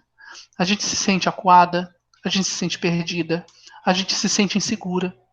A gente não consegue se olhar enquanto a potência que nós somos no mundo. A gente não consegue se olhar o poder que a gente tem transformatório, em que inclusive os papéis de gênero que a gente carrega de ambiguidade, a gente pode transformar o mundo, pelo menos o mundo das pessoas que estão à nossa volta. Entende? E isso só foi capaz de a gente conseguir fazer porque a gente, num momento, a gente pegou e tacou foda-se. E a gente se assumiu, e a gente se aceitou, e a gente começou a se amar. Por mais que a gente tenha algumas dificuldades, né, de às vezes se olhar no espelho e dizer assim, ai meu Deus, né? Mas é isso, ok, isso a gente é outra conversa, tu entende? Mas só em a gente ter botado o pé para fora, ali, né, metido o pé na porta mesmo e se colocado, você já percebe que as coisas chegam para você de uma maneira diferente, não é verdade? Tu não consegue perceber que anterior Sim. à sua aceitação, as suas portas eram trancadas? Que tu não conseguia desenvolver as coisas, que parecia que estava tudo trancado? E isso eu falo porque o que a gente faz? A gente não tem o porquê de conquistar uma coisa para uma pessoa que não é nós. Entende? É como se a gente trabalhasse para uma pessoa que só lucrasse em cima das nossas glórias. E mesmo assim a gente se olhasse e não se reconhecesse nesse lugar. Entende? E no momento que a gente se identifica, que a gente se sente nesse lugar pertencente, o que a gente faz? A gente luta pra caralho. E a gente dá o nosso melhor para tudo que a gente vai fazer. Eu tenho certeza que quando eu ler a tua tese, eu vou ficar enlouquecida, porque eu sei da tua potencialidade que tu colocou ali dentro. Mas se caso contrário, você não fosse essa pessoa que tivesse no momento se assumido, provavelmente ela não teria a qualidade tanto sentimental quanto de esforço como ela tem agora. Gente, eu vou começar a vender pessoas trans para trabalhar. Meninos, uma coisa que eu pesquei do diálogo de vocês que eu achei muito interessante, inclusive, que eu queria falar até com a Dione também, que a gente já teve a oportunidade de trabalhar junto algumas vezes, nas militâncias de internet da vida, né, Dione? E, e pegando com base no que a Liros falou, principalmente sobre a questão da educação, cara. Tipo, isso é uma coisa que... Duas coisas que ela falou aí me fizeram um link muito bom, que é a defasagem educacional que a população LGBT, em especial a população trans, possui com relação à evasão escolar, com relação a preconceito dentro do ambiente universitário, que muitas vezes elas até entram, mas torna-se Não ficam. insustentável permanecer naquele espaço, sabe? E a questão de... Isso, inclusive, na hora que você falou, eu estava terminando de escrever aqui, ó, fazer valer a lei, sabe? Tipo, fazer valer as leis que já existem, ao invés da gente ficar querendo criar novas leis, sendo que a gente já tem leis que deveriam funcionar para esse propósito e elas simplesmente não são aplicadas. E muitas dessas vezes, essas leis não são aplicadas porque as pessoas que têm o seu direito violado, elas simplesmente não sabem que elas estão tendo um direito violado, porque a gente cresce tão acostumado a ser tratado como cidadão de segunda classe, e eu vou pedir licença para me colocar no meio também da população LGBT como gay. Claro que são experiências totalmente diferentes, mas em certo ponto elas se encontram. A gente cresce tão acostumado a ser tratado como cidadão de segunda classe, a aceitar qualquer migalha, sabe? Tipo, aceitar, tipo, se você tá na universidade, você já tem que ter graças a Deus. Nem aqui era para você estar, sabe? Tipo, isso é uma coisa que eu já senti algumas vezes. E qual que é o nosso trabalho? O nosso trabalho, aí eu falo de mim, aí eu falo de você, Dione, aí eu falo da Liros também, eu falo do nosso trabalho enquanto pessoas que estamos em uma posição, né, mais privilegiada, uma posição universitária, uma posição acadêmica, que a gente tem mais acesso, de levar esse conhecimento, levar essas leis já existentes para essas pessoas, sabe? Tipo, mostrar para elas o que é, por exemplo, a gente, que nem antes do julgamento do STF, a gente não tinha a questão da equiparação da LGBTfobia ao crime de racismo. Mas mesmo antes disso, muitas das violências que a população LGBT ela sofre, a gente poderia ter evitado elas se o movimento LGBT ele tivesse um papel mais cidadão, mais educacional, assim, de virar e falar, olha, lesão corporal existe, é assim, assim, assado. Olha, você não pode ser seguido no mercado por causa disso, disso e daquilo. E, independente de você ser cis ou você ser trans, isso não pode acontecer. Você é um sujeito de direito. Você tem um CPF, você paga impostos nesse país. Então, assim, muitas vezes as pessoas elas simplesmente não sabem, porque elas não foram criadas para isso, elas não foram educadas para entender que elas são cidadãs da mesma forma que a pessoa que mora em Jurerê Internacional é cidadã, que ela tem os mesmos direitos que essa pessoa tem, e que esses direitos eles têm que ser respeitados. Então, assim, eu acho que o nosso papel, principalmente nós, liberais, que não defendemos tanto uma intervenção estatal e que a gente prega mais a questão do indivíduo, eu acho que a gente, muitas vezes, inclusive, é uma autocrítica que eu faço, é uma crítica ao nosso movimento que eu faço, que a gente, muitas vezes, a gente peca e a gente se esquece de levar a informação, de levar a educação, que é a coisa que mais pode libertar uma pessoa. Se ela não sabe das regras, quais são as regras do jogo que ela está jogando, e se ela não entende que ela é um personagem naquele jogo, tanto quanto qualquer outra pessoa, nem mais e nem menos, e que ela pode reivindicar aquilo ali, que ela deve reivindicar aquilo ali, ela nunca vai ter essa informação. E ela sempre vai achar que, eu sou gay, eu sou trans, eu mereço ser tratado assim mesmo. É assim que as pessoas trans são tratadas, sabe? Tipo, tá dentro do normal. E a gente desnormalizar isso e mostrar para as pessoas, tanto cis quanto trans, que não é normal, cara, que não pode ser normal uma pessoa ser tratada dessa forma. Não pode ser normalizado uma pessoa ter a sua dignidade, a sua cidadania violada dessa forma. E nem de forma nenhuma. Só que dessa forma, principalmente, sabe? Tipo, então, assim, eu acho que o nosso papel, enquanto indivíduos, é muito mais de ficar atento a essas questões e de intervir individualmente, sabe? Tipo, se a gente viu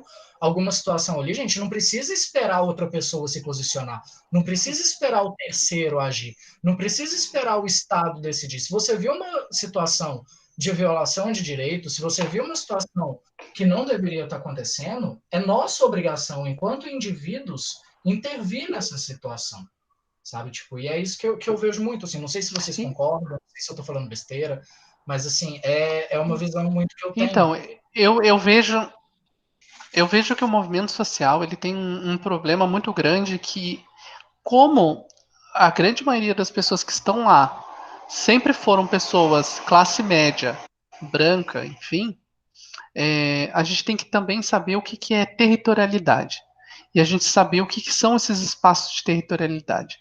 Então, por exemplo, as violências que uma pessoa branca sofre é diferente de uma pessoa negra sofre. A violência de uma pessoa trans sofre é diferente de uma pessoa cis sofre. Se essa pessoa trans for negra, ela sofre mais do que uma pessoa que é trans e que é branca. Enfim, a gente vê que o nosso movimento GGG, ele é classe média. Geralmente são pessoas que têm condições de poder se dedicar a um movimento. Vocês imaginem assim, ó, que a gente fala assim, mas a gente quase não vê travestis e transexuais no movimento social. Gente, tu tem que pagar cafetina. Tu tem que estar na rua. Tu tem que estar bonito o dia inteiro, né, se preparando o dia inteiro para poder sair pro programa. Cara, em que momento que tu vai pro movimento social? Em que momento que tu, sabe? E daí você vai chegar no meio de um monte de gente que estudou em colégio particular, que teve uma vida melhorzinha e tal, e daí o que acontecia? Acontecia um silenciamento das travestis transexuais quando havia as reuniões de movimento geral.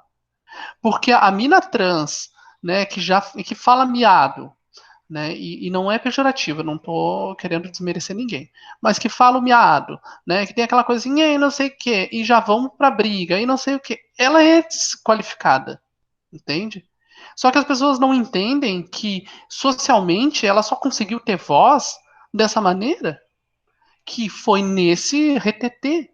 E é uma coisa que eu sempre falo para as meninas, assim, ó, que elas falam para mim assim, mas eu tenho medo que vão me agredir, coisa assim. Amiga, se tu vê que tu tá no meio do centro e alguém vai fazer alguma coisa contigo, mas dá-lhe um escândalo. Que isso pelo menos vem salvado a vida de algumas meninas aí no meio do rolê. Dá-lhe um grito, pede ajuda, entende? Não baixa a cabeça não, faz um auê. E uma das coisas que eu acredito, e eu tento meio que responder o que a gente estava questionando, a gente tem que ser francas com as meninas trans. A gente não pode dizer assim, amiga, tu vai fazer o curso pré-vestibular, tu vai pra faculdade, daí lá na faculdade tu vai conseguir um emprego, lá o pessoal é super legal. Gente, a galera da faculdade não é legal. Se já não é legal com pessoa cis, vai ser legal com pessoa trans? Tipo, por favor, né? Não é legal. E a gente, o que a gente precisa fazer é municiar a galera para que quando ela chegue lá na universidade, ou chegue no trabalho, ou ela vai chegar em qualquer área, né, do convívio social, e dizer assim, ó, tem gente que é bosta, sim, vai tentar se desmerecer, vai te olhar com um olhar de pena, vai se sentir superior por ser cis, mas tu não pode se deixar abalar, entendeu? E daí tu tem que pensar assim, ó, ou tu vai construir por ti, ou tu vai deixar que outra pessoa vai lá e te massacre, entendeu? E tu não pode deixar que as pessoas te massacrem. E é isso que falta do próprio movimento LGBT. Porque as pessoas que estão na sua condição de classe média, que são brancas, enfim, que estão no topo do movimento, elas não param para analisar como que está a situação das mulheres lésbicas negras, das mulheres trans, das travestis. Não se pensa nesse contexto social, entende? E daí a gente entra naquele viés que a gente fala assim, mas o movimento é GGGGGG. O movimento é GGGGG. Por quê? Porque socialmente foram os que mais tiveram voz e os mais tiveram capacidade de estar lá, ali acima, fazendo esse caminho todo. E por isso que em 2008 começa a ter uma ruptura com o movimento. As lésbicas começam a bater o pé e querem estar ali como movimento LGBT e não mais GLBT. Há uma frente das meninas trans que elas não querem mais estar dentro do movimento LGBT, tá? LGB, vamos dizer assim. E daí a gente começa a criar. Daí tem a ANTRA, tem a rede, que é um rompimento da ANTRA, né? Então, a gente está falando sobre pessoas que não se sentiam representadas pelos movimentos e que aí há uma falha do próprio movimento que também não queria representar essa galera. Entende? É isso que eu sinto. Uma coisa é tu chegar e tu querer passar uma normativa como você falaria pro teu amigo gay, por exemplo. Se tu chegar para ele e dizer assim, não, mas se tu não der pinta, se tu se vestir de menino, se tu não for afeminado, tu não vai passar muito frio sofrimento na rua. Entende? Isso era uma fala muito comum, e é uma fala muito comum dentro do nosso próprio movimento GGG, principalmente em Florianópolis, que a gente sabe, eu não sei se a Johnny conhece aqui Floripa, conhece? Pouquinho, assim. Mas eu Pouquinho? fui. Então já tá. Então, já vou te dizer assim, ó. As pessoas daqui são muito.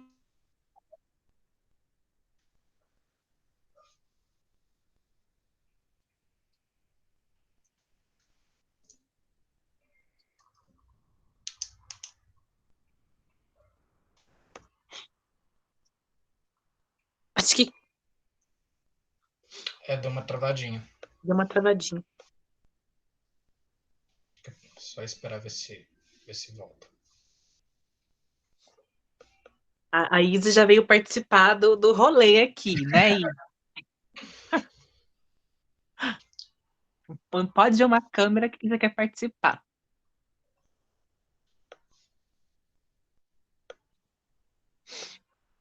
Ai, meu Deus. Eita. Esperar um minutinho, ver se ela volta.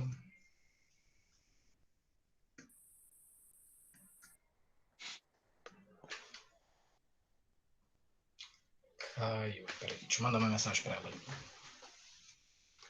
Ok.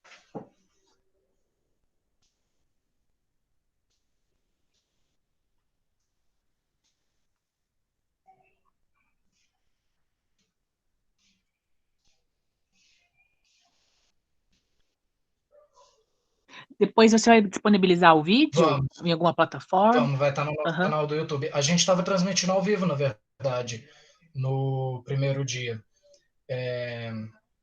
Só que a gente teve uns probleminhas de streaming e aí acabou que a gente optou por fazer direto por aqui e aí a gente pega daqui e volta. Desculpa, a palestrante está mutada. Voltou. Voltei, desculpa. Gente, caí assim, longe, né? Enfim, voltando. Aqui a gente tem uma comunidade, infelizmente, de alguns gays que são muito misóginos. E essa misoginia, ela afeta as gays que são mais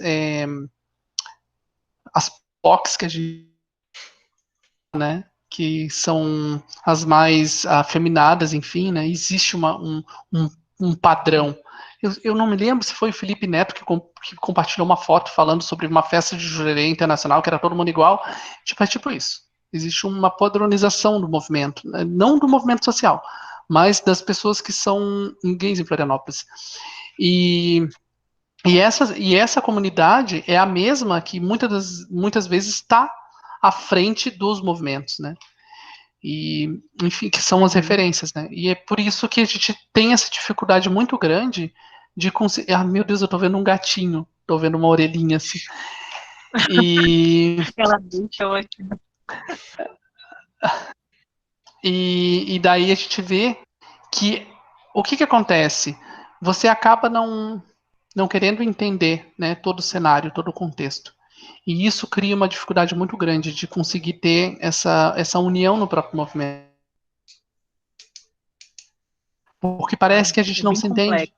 Que a pessoa lésbica não consegue conversar com a trans, que a pessoa que é trans é muito. E quando a gente vai falar sobre. Eu vejo que a gente tem uma aproximação dentro do movimento mais ainda com as lésbicas, mas daí quando a gente vai pegar as meninas que são do movimento feminista mais radical, que eu não chamo de movimento feminista, que eu gosto de chamar mais de TERFs, aí a gente tem um problema.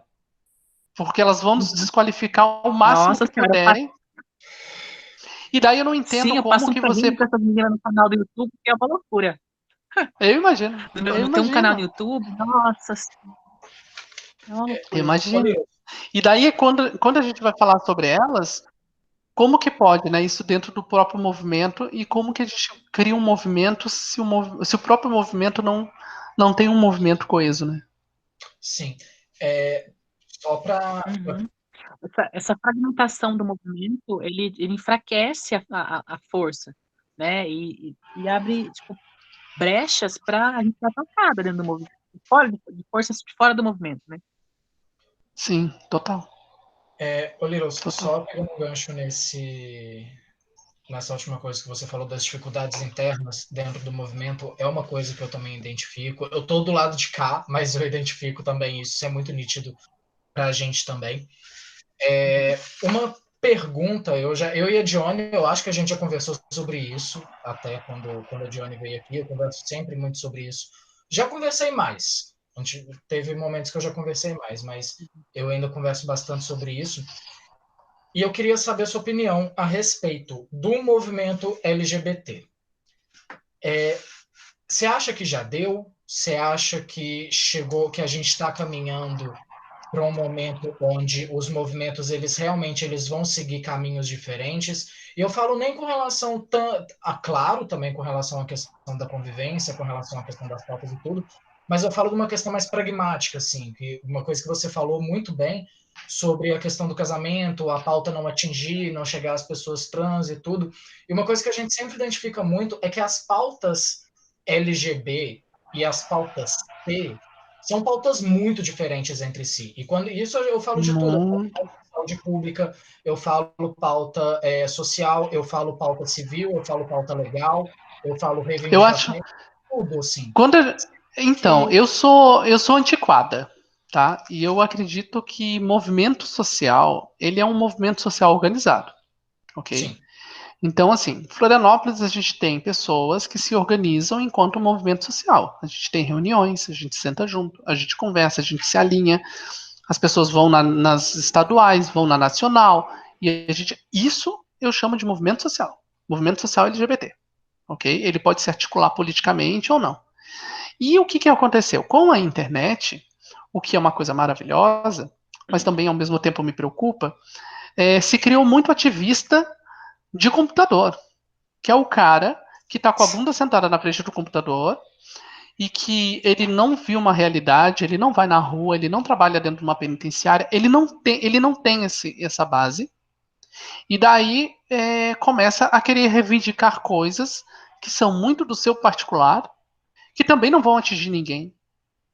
E uma das coisas que me chama muita atenção é porque a pauta trans parece que ela é tão insignificante que as pessoas sempre acham alguma coisa mais importante para colocar na frente, sabe? E daí a gente começa a falar, por exemplo, agora a gente está falando sobre as questões de N gêneros que se tem, né? Cara, a gente não conseguiu ainda dar conta das travestis e transexuais lá da década de 70, que reivindicavam a mesma coisa que a gente reivindica hoje. Se a gente for pegar o depoimento da Marsha Simpson, tem um videozinho no YouTube da Marsha Simpson, da década de 70, ela e a outra amiga dela, que eu não vou me lembrar o nome. Não é da Marsha, a Rivera, exato. É a Rivera que tem um depoimento. Ela fala numa parada, todo mundo começa a tirar sarro dela, sai daí, tu é feia, não sei quem e tal. E daí ela pega o microfone e ela começa a falar. Tudo que ela fala lá, na década de 70, é exatamente o que eu falo hoje, entendeu? E assim, o que a gente avançou? Nada, porque senão eu não estaria falando sobre, entende? E daí a gente tem um movimento aí, né, nessa transição de 50 anos, que meio que cagou para as pautas, entendeu? E daí quando a gente vai falar sobre essa militância da internet, as pessoas estão confundindo quem é militante de internet e quem é do movimento social, né? Ou quem é ativista de internet, ou quem é influencer, né? Não necessariamente a pessoa que é influencer, ela tem a ver com o movimento social organizado. Ela tem e não que nós, né, que estamos nesse movimento social organizado, sejamos os deuses do movimento social. Não é isso. É que a gente tem uma corrente que ela é organizada com a nacional, né? Ela não é uma coisa que a gente tira do nada e simplesmente, a partir de hoje a gente vai falar sobre, sei lá, a gente vai trocar, né, como aconteceu na conferência em 2008, quando o Lula nos chamou para estar em Brasília. Houve uma reivindicação das mulheres muito forte para que a letra L passasse para ser a primeira, entende? Quando isso foi decidido lá na Nacional, foi uma corrente para todo mundo, né? Agora vocês imaginem se dá louca de todo mundo dizer assim, eu sou demissexual e eu quero que o D esteja na letra no LGBT, e daí o demissexual quer que também que o nome dele que seja D, e daí vai ser o movimento DLGBT, e daí, entende? Tipo assim, a gente não pode discutir coisas enquanto a gente ainda tá morrendo, entende? Enquanto eu ainda tenho a metade do tempo de decisão. E eu volto a dizer, né? Quando a gente fala de uma expectativa de vida de 28 a 35 anos, eu tenho que tomar uma decisão, eu tenho a metade do tempo de uma decisão que vocês, né, que as pessoas cis tomam na vida. Tipo, se eu falo em estudar, eu tenho ali, eu tenho que me programar para estudar até ali, eu tenho que trabalhar até. É triste a gente pensar isso. Mas quando a gente fala sobre. Quando eu falei sobre o fechamento da ADE, que foi o que aconteceu no final do ano passado, eu desamparei aí 70 pessoas por mês que estavam sendo acolhidas lá na instituição. Entende? E tipo, e muitas dessas eu não acolhi mais porque elas já vieram a falecer. Entende? É um prazo que é muito curto. A Johnny me falou que ela convive aí com um pouco de meninas trans, né? Tu consegue perceber isso? Que é um lapso de tempo que ele é muito curto e que as meninas geralmente falam, né? Morreu a fulana, morreu a ciclana, tava aqui, mas daí de repente quando viu morreu, foi assassinada, pegou uma doença, não teve um amparo, não teve acesso à saúde. Uma coisa básica, gente. Não teve acesso à saúde. O uso do silicone industrial é um hormônio, é alguma coisa que prejudicou, que debilitou. Não tem acesso. E acaba vindo a falecer. Lógico. Né? São esses aí que eu falo assim, a fragilidade do Estado. Porque a gente fala que a saúde é para todos e ao mesmo tempo já não é. Porque quando você chega, por exemplo, eu tive isso. Eu tive isso. Eu tenho e eu tive. Eu tenho um cálculo renal do tamanho de um ovo de codorna e eu tive um fungos nos rins no mesmo lugar, no mesmo rim que eu tenho o cálculo renal. Olha que lindo. Em 2016, o ovinho de codorna, ele fechou a saída do rim e eu estava com fungo e daí o fungo resolveu criar ali um mundo de doentes para eles. Aí, ok, eu precisava fazer uma cirurgia. Eu ia todos os dias, ao meio-dia, pro hospital, e quando dava 6 horas da tarde, eu tinha que voltar para casa, porque o hospital não queria me dar um leito. Eu só consegui ser internada no Celso Ramos, aqui em Florianópolis, quando desocupou um quarto de 2 lugares. e era para eu ficar sozinha lá, isolada, porque eles não tinham uma ala feminina, eles não tinham uma ala masculina, a qual eu, enquanto uma mulher trans, poderia estar. Você entende isso? Você acha mesmo que uma pessoa, eu mesma, eu precisava do direito, eu não tenho condições, né, de pagar um particular, enfim, e eu tinha que estar me submetendo a ir lá, tomava toda a medicação, ficava até às 6, voltava para casa, dormia, no outro dia acordava, ia para o hospital. Eu fiz isso 3, 4 dias até desocupar uma vaga no quarto. Então, assim, muitas das meninas que inclusive você conhece, Johnny, não passariam por isso. Entendeu? Não ia se sujeitar a isso. Ia voltar para casa e ia ficar passando o trabalho dentro de casa, entendeu? Uhum. Então, a gente tem que pensar numa garantia de direitos que o Estado garanta o mínimo do mínimo, mas que esse mínimo ele seja de qualidade também, né? Porque tu não pode chegar num hospital e o médico ir lá e debochar da tua cara. Tipo, gente, quando eu entrei no hospital, quando eu entrei pra consulta, o cara olhou pra mim e disse assim, haha, tu não me engana. E assim, como assim eu não te engano?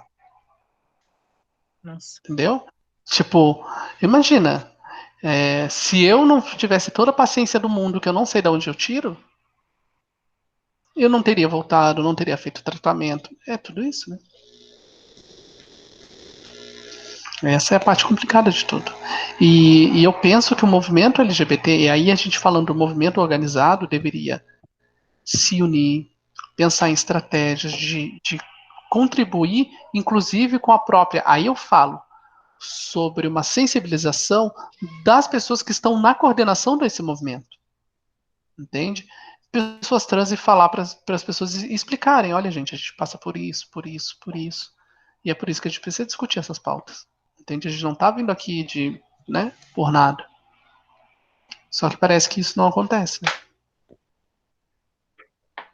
E outra, a minha maior né, treta que eu gosto de falar.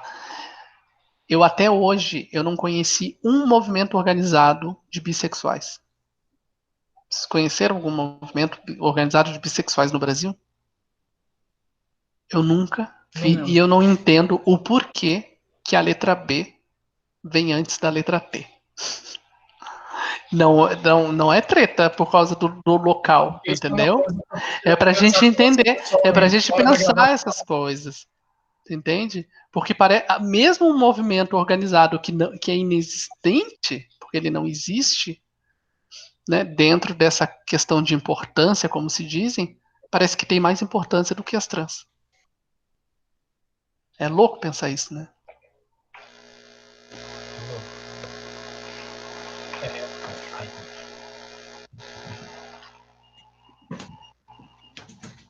Ai, meu celular estava dando interferência. Então, pessoal, já estamos caminhando aí para. Nós já são quase 10 horas.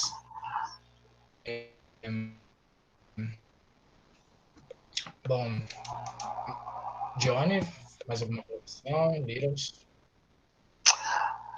A gente se fala depois, amiga. Não. Pega o meu contato Eu ali senti e super. a gente vai trocando umas ideias. Eu quero pegar a tua tese também, amiga. Quero ler. Aí, ó, Uhum. maravilhoso. Tô super feliz que eu consegui. Ó, tá vendo? Nasceu uma amizade nessa conferência. Muito feliz com isso.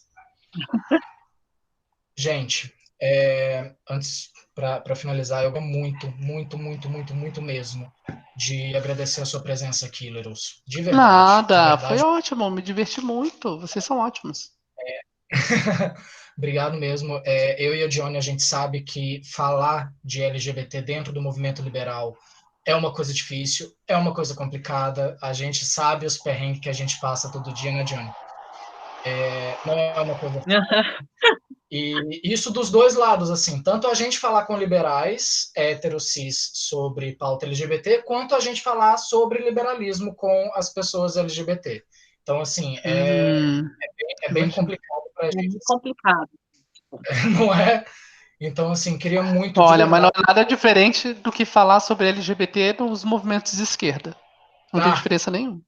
Principalmente se tu vai falar sobre travestilidade e transexualidade. Não tem diferença.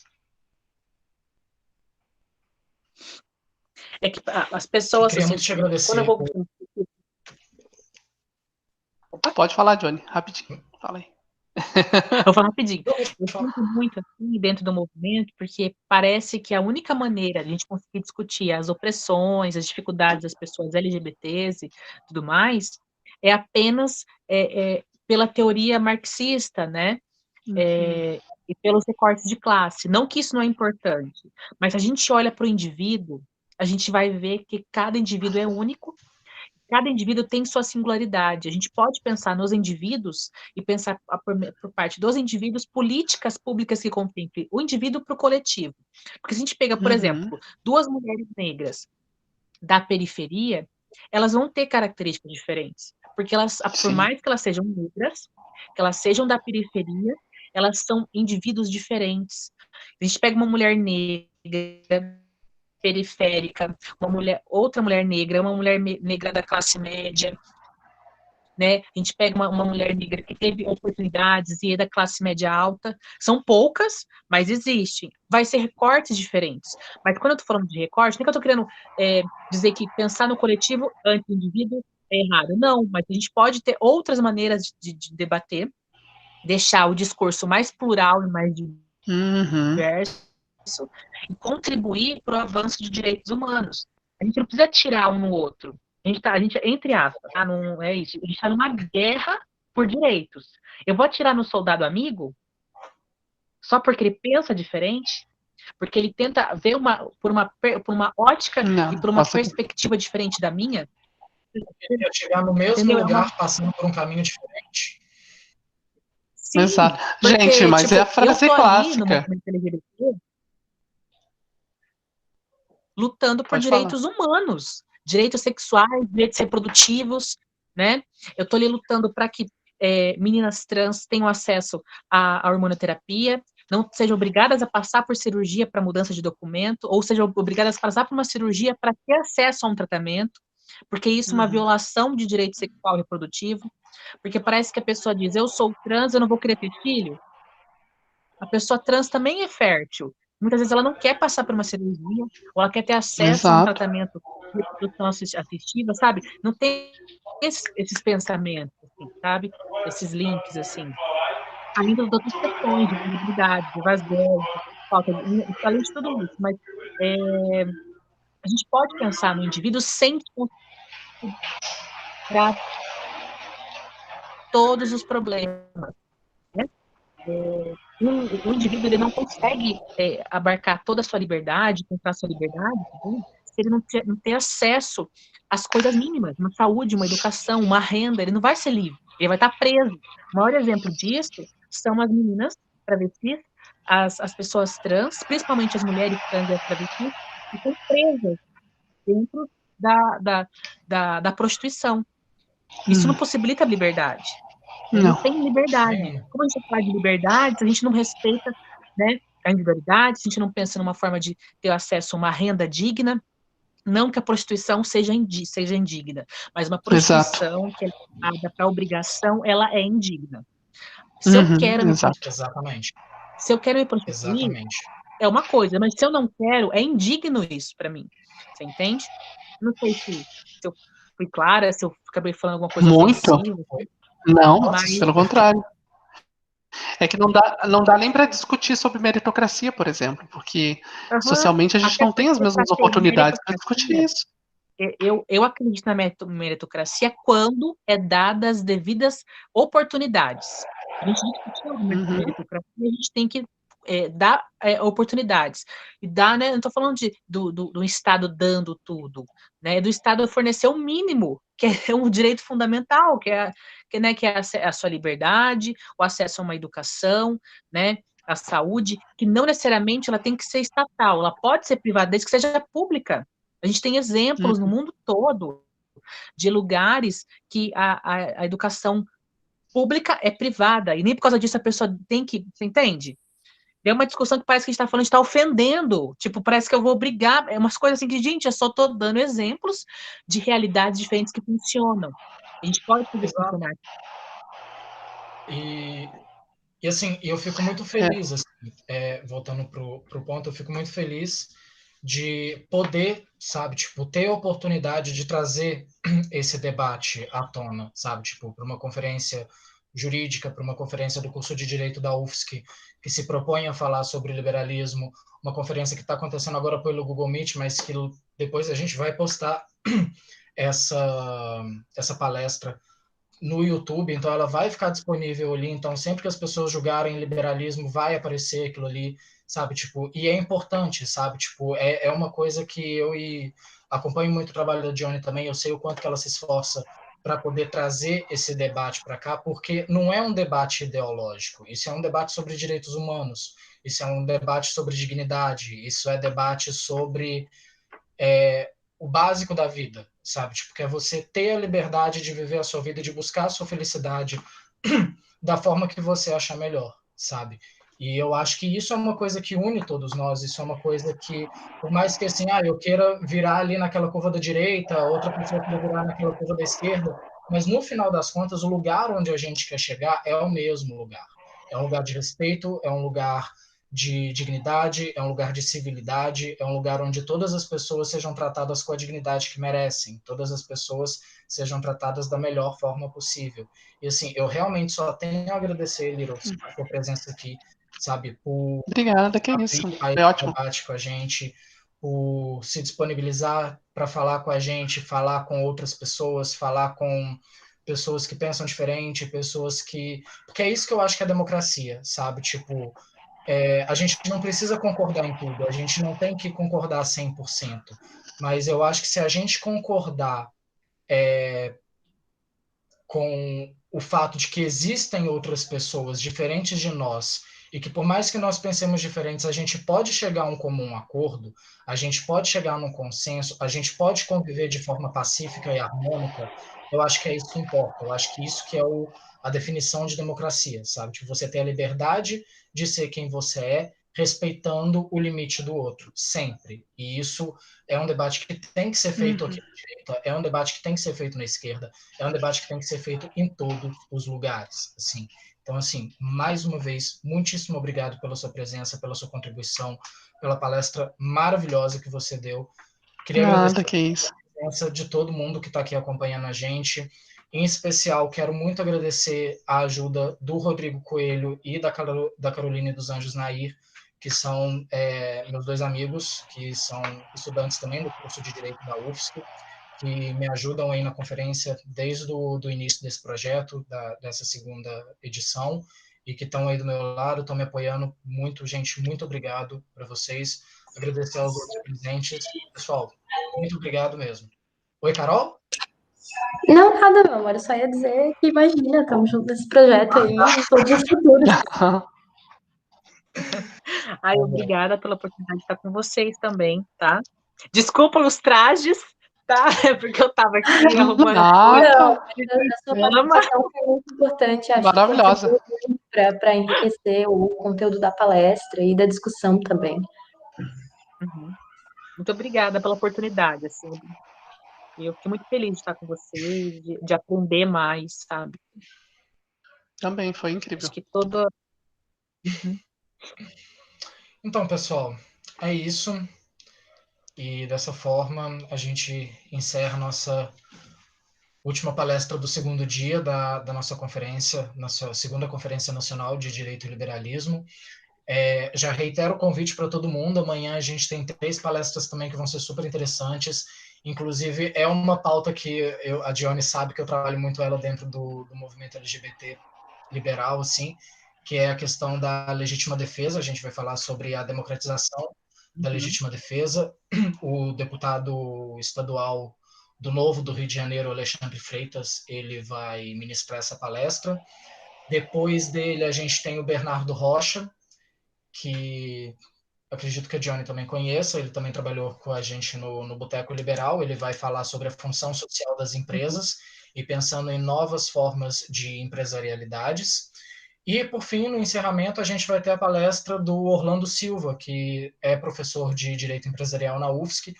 Ele foi até candidato a prefeito em Florianópolis esse ano. Ele vai falar sobre democracia e a importância do voto popular e a questão de como funciona o nosso sistema democrático atualmente.